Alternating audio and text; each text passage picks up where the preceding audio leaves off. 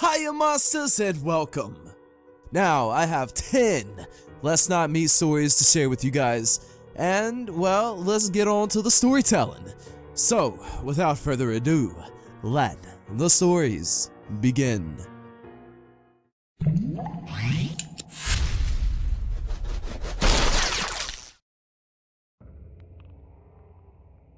My Mom's Friend by Zero Ad General.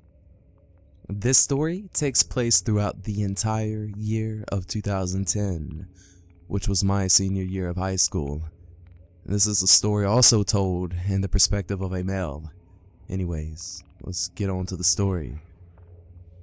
When my mom got out of her financial struggles and found a steady job, one of her longtime friends, Justin, asked for her help as he had just gotten laid off and lived in a sketchy part of town.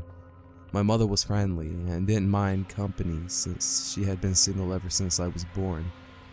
Justin would live with my mom and I from January to the end of June, and for the most part he was cool and shared the same interests as me. But when summer rolled around, he seemed tense and nervous most of the time, which was odd since he was the laid-back and carefree kind of guy. When my mom realized he no longer needed our help and basically freeloaded off of us, they got into a heated argument and my mom kicked him out. No incidents occurred after, and the school year ended. In July, my mom went to visit family in Mississippi and entrusted me with the house. Unlike any other teenager with an opportunity like this, I invited all my close friends over to, bullshit around. We all passed out around 2 a.m. and everything was fine. It could not have been over 10 minutes when I was jolted awake by a loud knock at the front door. My stomach sunk as I thought my mom had come home early and noticed all the cars parked outside the house. But when I peered out the upstairs window overlooking the driveway to see who had pulled in, my mom's car wasn't there. It was Justin's. In my confused state, I decided to wait it out and see if he'd leave. The knocking stopped, and after what felt like years, I heard the front door open. I start to frantically wake up my friends and tell them that Justin just walked into the house. Now keep in mind, these guys know who I'm talking about since they've seen him before. The four of us were still tired and pretty much in a daze as we walked out of the living room and peered down the staircase that overlooked the entryway. We saw the outline of Justin's body just standing there. At this point, we freaked out, and I have no idea how he got in or why he was here, when suddenly Justin starts running towards us and sprinting up the staircase. Justin's able to quickly get up the staircase, and all we can do is stumble over each other in the darkness trying to get back to the living room. Justin was able to get up the stairs and turn on the hallway light before we could hide, and as soon as he turns on the light and sees us drunken and scared shitless, he smiles and says, "Sorry, I thought you were your mom." Then he turns the light back off and calmly walks down the stairs and leaves.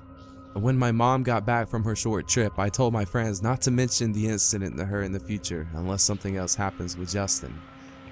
No further incidents occurred, and I moved out for college. Neither me or my mom have even seen Justin since then. I assume he moved on and left us be. But even now, this has always been in the back of my mind.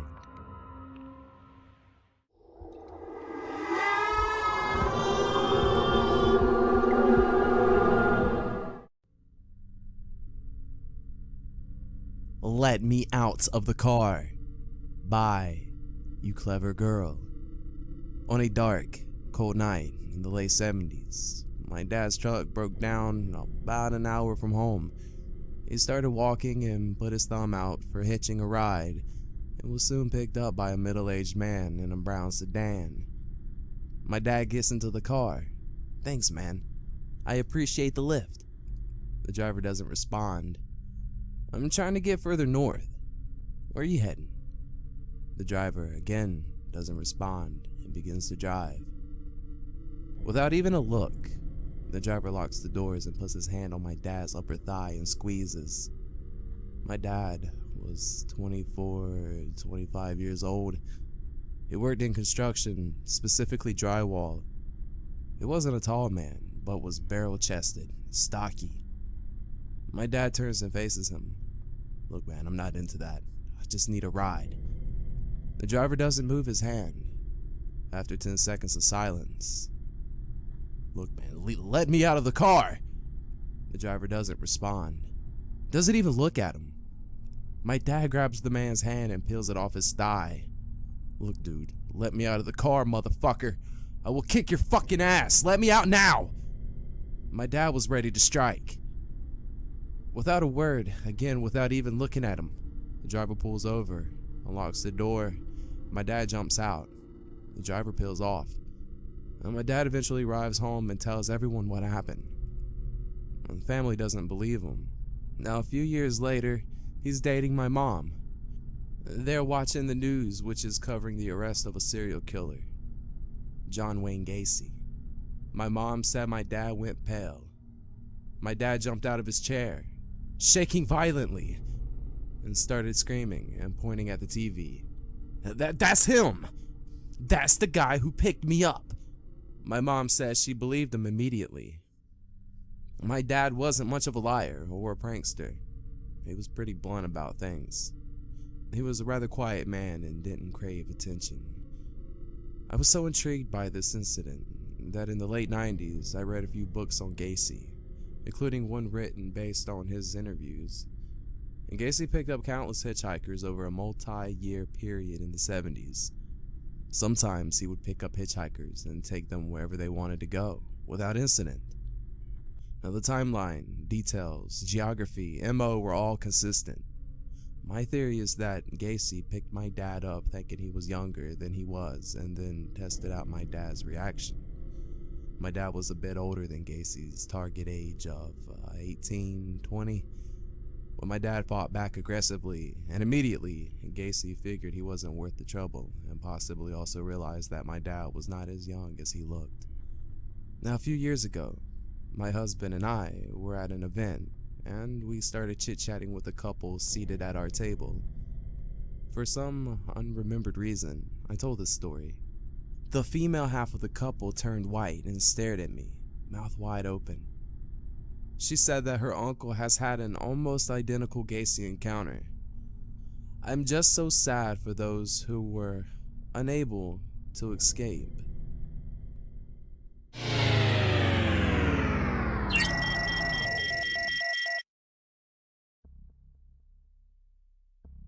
My Gran was being stalked by a crazy woman with no life. By Garen. As the title suggests, this is not something that happened to myself, but to my grandmother, who I call Gran. This also happened recently, last week. I will update you all if anything else comes from this. My Gran decided to take a trip to Burke's Outlet, so she does. She heads into the store, and only a few seconds later she is being called out by a woman, shouting, "Hey you!" She turns to the woman in question, who apparently ran after her and into the outlet. This woman is probably between the ages of 40, 45, and my Gran is 65. As soon as this woman approaches my Gran, she was instantly in her face and shouting at her. My Gran is confused at first, but soon pieces together this woman's disjointed yelling. Apparently, this woman had been following my Gran for 3 weeks. We don't know if she knows where my Gran lives or any personal details about her, but every time she catch my Gran's distinctive bright emerald Oldsmobile driving about, she would follow her around. Why was she following my Gran? Well, apparently she thought my Gran had cut her off 3 weeks ago prior, and she had been following her to find an opportunity to scream at her about it. She kept mentioning the name of a town that's about 40 or so minutes away from us. We're not sure if she meant that's where it took place or where she thought my Gran lived. This struck my Gran as odd because during that time, she had been in the hospital for some minor surgery, and my mother had the car.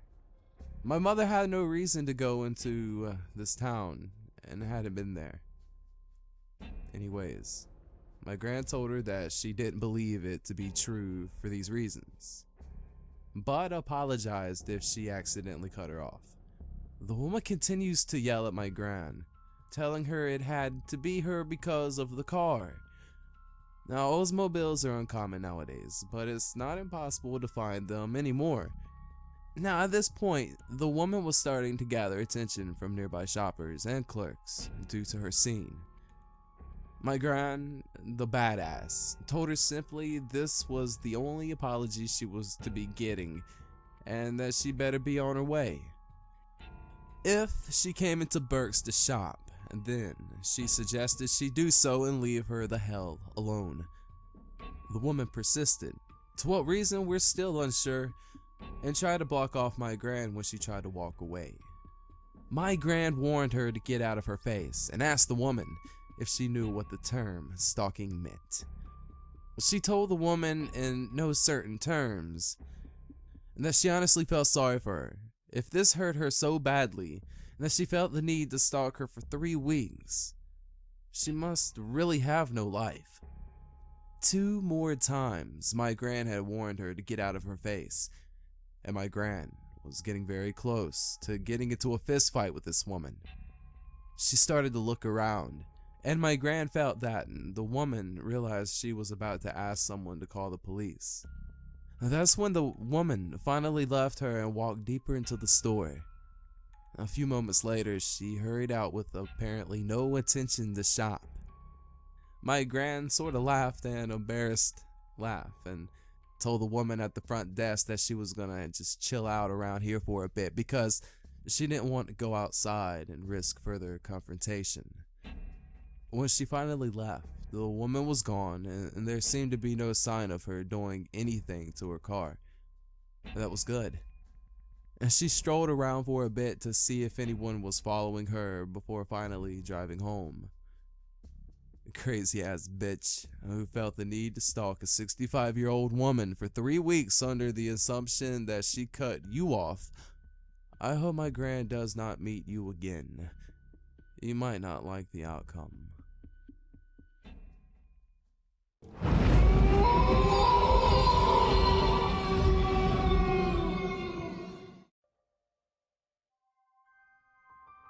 Almost Abducted at Walmart by L&M Please. This happened several years ago. One summer, on a random weekend, my family and I decided to go to Walmart to pick up a few things. When the whole family went as a group, we would usually split up. My younger brother stayed with my mom, and I stayed with my dad. So, Dad and I made our way back to the electronics section, and, as was typical for every 14-year-old girl, I went to look at the CDs as Dad browsed big screen TVs and computer monitors a couple of aisles over. I was enveloped in Hilary Duff's new CD, reading all the track titles, when I felt someone standing right behind me. Someone tall. I turned around, expecting to see my dad making a goofy face, but it was a stranger. A tall man in his late 30s. He had a creepy as hell grin on his face. "Hi," he said, not breaking eye contact with me. Hi," I replied. I played softball, so I thought it might be a softball dad. Now, as strange as that sounds, in my small town, I was sort of used to grown men approaching my dad and I, and talking about softball or how their daughters went to the same school as I did. I started to feel a little relieved when I assumed it was a softball dad, so I smiled back and said, "How are you?" Fully expecting him to say something like, "I'm her dad, and she's in your English class," or something harmless like that. "What's your name?" he asked, still wearing that terrifying grin. Red flag. If he was a softball dad, wouldn't he know my name? "Michelle." And I lied, thinking on my feet. "How old are you?" he asked as he started to move closer to me, backing me up into the end of the aisle. 16. Now I lied again. I didn't know what else to do, but I knew for sure I wasn't going to tell him the truth. "You're very pretty." I cringed and became nauseous. Where do you go to school?" Damn, was this 21 questions? Why did he need to know all this? He was no more than a foot away from me, slowly closing in, and I had nowhere to go. I was getting ready to lie for a third time when, out of the corner of my eye, I saw someone approach us. My dad. I had never seen him so angry. His eyes were bloodshot with rage, as if on command, and at 6 foot and 250 pounds, he's an intimidating guy. He didn't say a word to the man, but his stance made him look 10 feet tall. Immediately, the stranger threw his hands up and started slowly backing away, stuttering. I'm sorry, man. I thought I knew her." Once he was far enough away from us, he all but sprinted away. Dad looked at me and pleaded, "Stay with me, please." And more than happily obliged, and my hero and I reunited with my mom and brother. I was shaken up and pretty scared, and for a couple of years afterward, I didn't go to Walmart by myself. To be honest, 10 years later, I am still weary about going there by myself. I usually bring my boyfriend. But if this shit taught me anything, it's vigilance and alertness. When I'm walking anywhere alone, I am hyper aware of my surroundings, and if a stranger makes eye contact with me and starts walking in my direction, I know to be cautious.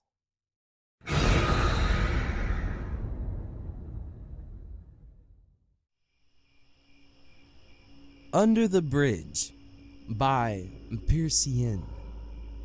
This story was told by my aunt. It takes place in the 70s, when my aunt was a teenager. She lived in what was probably the safest place in the entire world, a small town village in northern Norway. She had been to a party, probably about 1 mile from her home. No one she knew was driving in the direction of her home, so she had to walk. This was not a problem since it was a beautiful summer night and she had walked this distance countless times in her life, never experiencing anything dangerous. The walk was mostly on gravel, passing a couple of houses and farms, but mostly just fields and woods. A beautiful scenic landscape with nights as bright as day. If you've been to northern Norway, you know what I mean. When she'd gotten about halfway home, she noticed a car driving behind her. It was a white van. She had never seen it before. This was strange, since around here everyone knew each other. It was unusual for out-of-towners to be driving here, especially at this time of night. At this point, my aunt was almost at the bridge. She had to cross to get home. And this was a pretty big and long bridge going over a large lake. The van drove past her, very slowly. Inside were 2 men she had never seen before, staring at her. When the van had driven past her, it sped up. She got this horrible feeling like something terrible was about to happen. She knew the van had to drive over the bridge and then some more before they would be able to turn around. This gave her a couple of minutes to get away.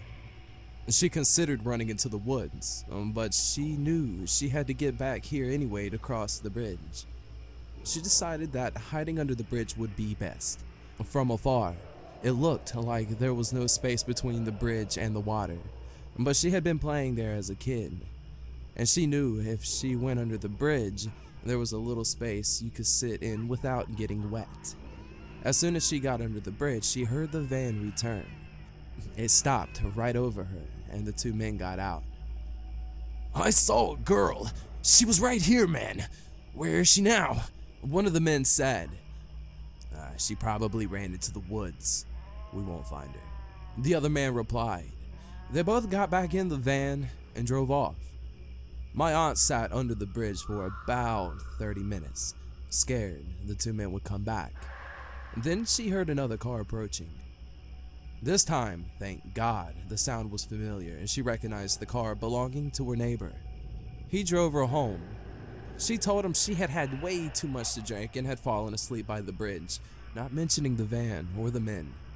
For some reason, she didn't tell anyone this story until years later.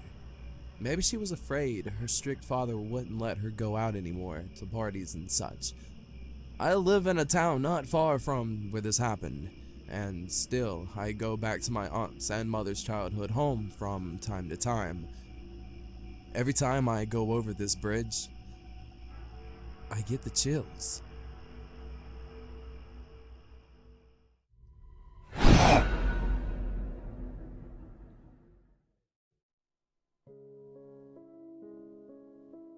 Methhead Home Invasion by Cryptic Lizard. Just a little backstory. I am a 13-year-old boy, not that big or muscular, and it's about 7:30 p.m., so it's getting dark out. Okay, so let's get to the story. One day I was at home alone playing Call of Duty when I heard a knock at the door. I went to answer it like a stupid idiot I was. Behind the glass door I saw a large man at the door wearing a t-shirt, sweatpants, and a hat pulled down over his head so I couldn't see his face fully. He had a long brown beard and was a large man, and he was very intimidating. He looked like he was on meth or some sort of drug, and then, with a cigarette hanging out of his mouth, proceeded to ask if my parents were home. They were not. Of course, I lied, saying they were. He asked to speak with them. I closed the door and then I got a call from my neighbor. Apparently, he had seen me from his porch while he was smoking. My neighbor was a 230-pound former boxer and not somebody you want to fuck with. He said he noticed somebody outside my house and asked if I was okay. I said no, and I told him that there was this guy. I wasn't for sure, but he looked like he was on meth. He said that he would talk to the guy. I was watching from my window as my neighbor walked over to the man. My neighbor proceeded to yell at the man. My neighbor told me that the man said he was from the gas company. He never specified which one. The man finally got into his beat-up white, unmarked van and sped off down the road, out of sight. I have a feeling like my neighbor wasn't home on his porch. I might not be here typing this right now. The rapist or robber? I think it's best for the best if we don't meet again.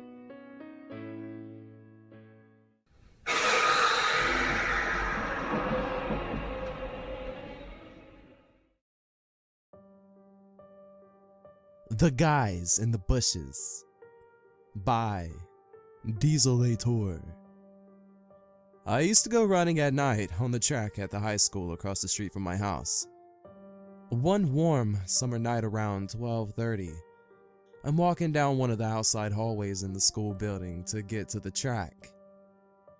I hear rustling in a bush about 10 feet ahead of me. A guy steps out into the walkway.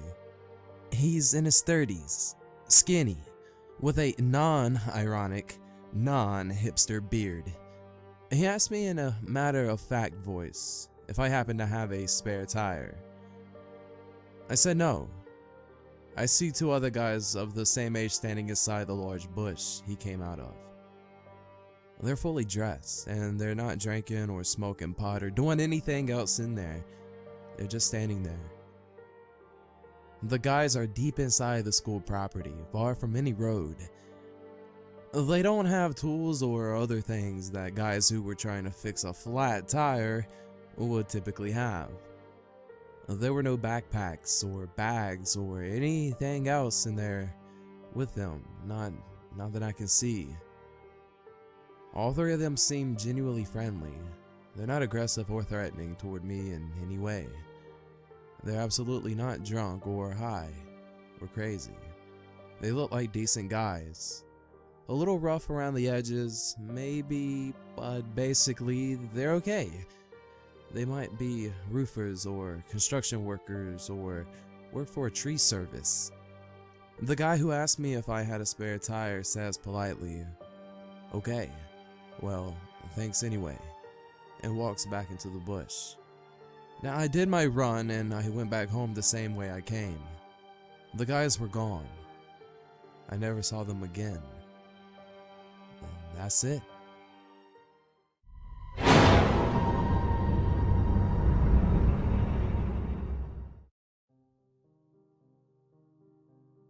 I was home alone most nights by Jimmy of Suburbia.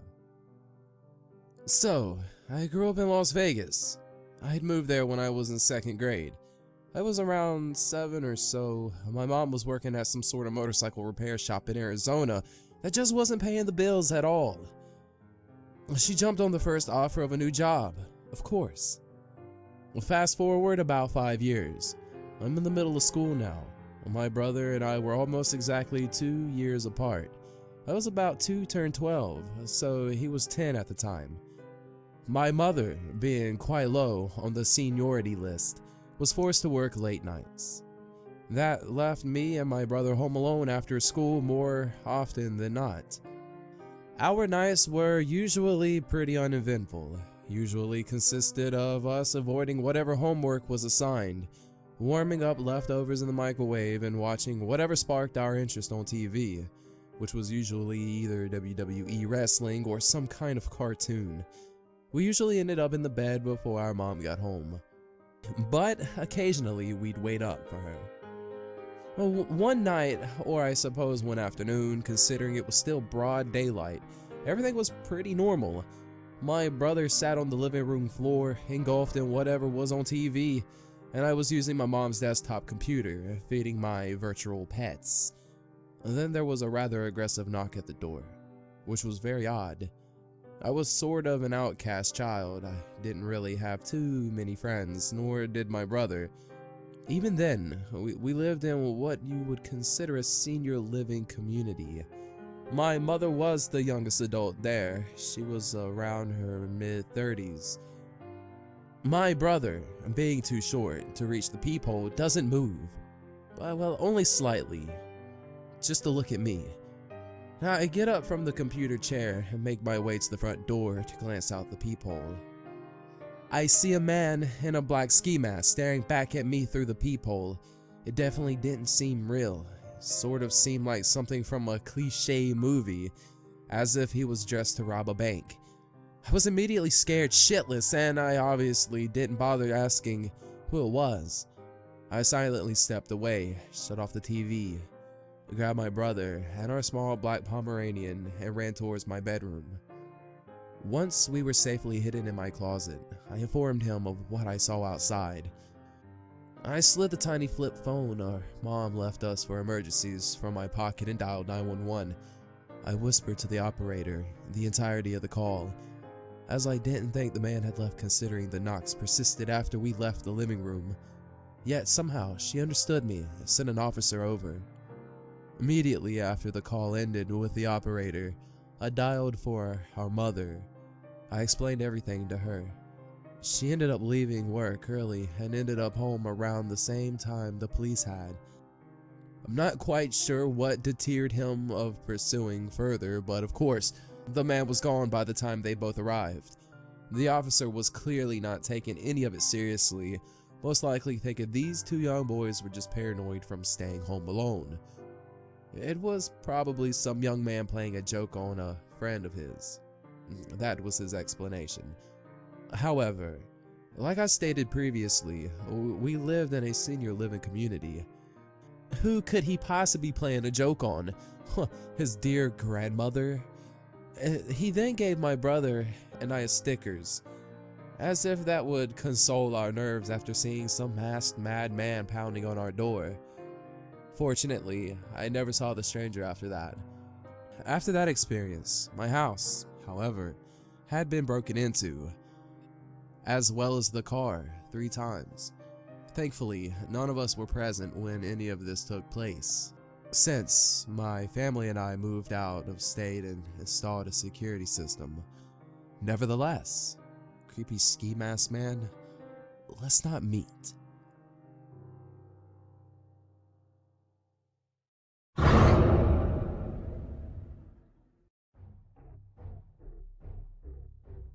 Crazy Coyotes by Rastakun. That was first post on Reddit, so excuse me for any mistakes and the like. I've been lurking for a while without courage to post this. So, it was in 2000. I was 13 in a small farm town in northern British Columbia. I was staying for the summer at my grandparents' farm. Being that they have a small lake on the property, I loved fishing. And I liked this girl down the street. Around one of the last days I was staying there, I told the girl to come by around 8 p.m. Around dark for dinner. Yeah, I know it's pretty late for dinner. But I told her that I would be in the front to open the gate. This gate could not be locked. I guess it was just there to, well, be there. So, around 7:55, I waited and saw her coming down the street, and I called her, "Hey, hurry up, it's getting cold here." She started walking faster, and I heard a sound that would haunt me forever. First, I thought it was just a dog barking, but then, holy shit, the sound of about 20, 30, okay, I'm exaggerating a little bit, and coyotes started yiping their brains out like mad and coming down the street fast and freaked my 13-year-old self the hell out. I screamed, "Quick, they're coming!" to the girl, but she was shocked. So I ran over there about 40 meters and grabbed her in my arms. She was small, luckily. And I dashed for the fence opening and continued my sprint to the house, which was about 100 meters. When I got to the house, I dropped her on the floor. Now, I didn't realize the pack was on our heels the whole time because, well, the gate doesn't lock. My grandpa slammed the door shut and placed 2 bookshelves in front. We all hid in my bedroom and we heard the coyotes. Now, to this day, I can only assume they were coyotes, destroying the door and other stuff in front of my house. And being redneckish, we went on to eat dinner and fixed the door the next day, not caring about what happened just the night before. Well, I lost touch with the girl, and now that I think about it, we could have died. So, crazy coyotes, let's not meet again.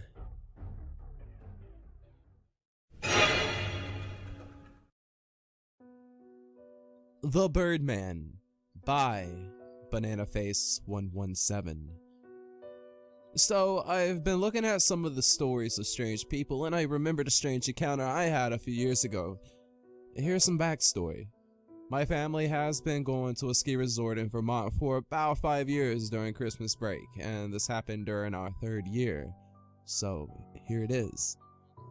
On the 2nd day of our vacation, we had a ski instructor who pointed out a man skiing down the mountain who had small black parts falling off of his jacket. Our instructor named him Birdman because he was a crazy guy who made his jacket out of road-killed birds. He apparently lived on the mountain and is known for harassing people on the slopes and in the gondolas. For some unreason, however, the resort isn't allowed to kick him off the slope. So we go through our lesson, and we, my 10-year-old little brother, John, and I, at the time I was 13. Notice, this guy is always behind us on the slope. So, after the lesson, our parents want to go home, but John and I want to stay. My parents are always nice to us, and because we know the way back to our condo, they allow us to stay out and ski a bit more. My brother and I ski to the very bottom of the mountain, and we arrive at the longest gondola on the mountain. I begin to smell a rotting stench, and when I turn around, I'm horrified. This Birdman has followed us to the bottom of the mountain and is about to get on the gondola with us. Now, the bottom of the mountain is almost empty, so when we get into the gondola, it's just me, my brother, and this crazy guy. When we start up the mountain, and he takes off his ski mask. He has long, greasy brown hair. He's unshaven and smells horrible. He starts to smile and shows his incredibly crooked teeth, and they look like they haven't been brushed in years. He starts to speak, and his breath smells like cigarettes and alcohol.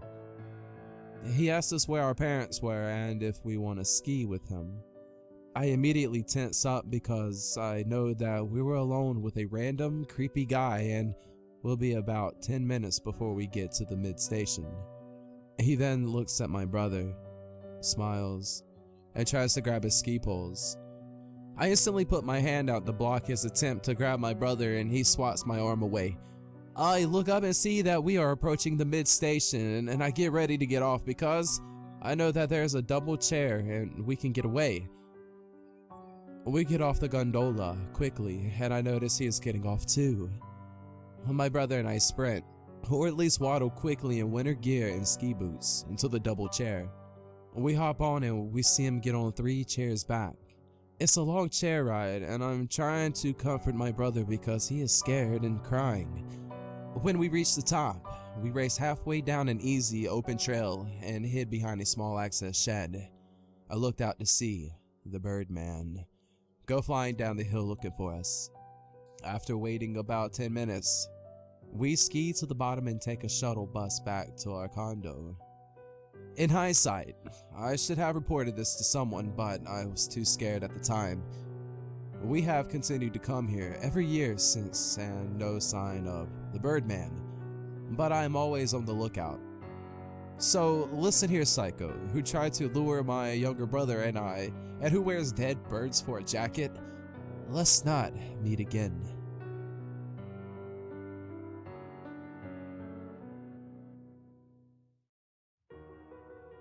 Well, there you have it, 10 Let's Not Meet stories from Reddit.